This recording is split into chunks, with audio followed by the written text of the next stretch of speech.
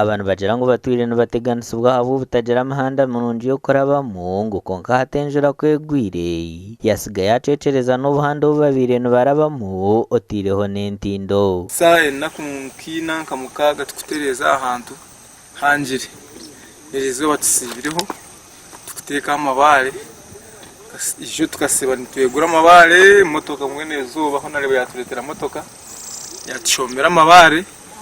twateka umuhanda gwitu tusibe nitukorane mikono kurugata sheshi 12 hati nindeba ziri mu shayi 10 tishiyo nitukora abantu bagira ngo enjura kwegwire yasigaye asisira cumwe rutindo rukumanyonko rwa bishari kandi runo rwita kabuyanda tawuna kanso muri Isingiro West ahibar kwiho buhereza nebyo bushoboze tibi kugenda kurungi ahashonga yo butagira mihanda ikisibo cyange kitine no butagira mihanda nkaba kabuyanda akayibajagura kunuye bitoke baba kampara bakwija kuye bitoke bakwamukira aha konkane tugire kizibo cyo kutusera betorora rwa mwijuka ningana na munana district local government y'Isingiro bije mazima batuyambe batukorere hwa aho korere ukwafire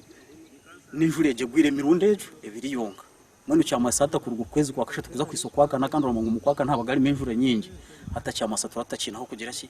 aho kuraba enguteje nekorwa district konkaba batwirene bahaye kwetombwitwa kwabo ombebembezi konka habare cyakorwa gaganda kutwita gabwijurire cyane ngeni hatu kwamute twakwe cyamana hatu twabamiziga enjura leta tutera tutajuba ngeti rimwashamukagaruka ho kaha twatagaruka mu mwanya honarebo nawe nakora nko ari kubasa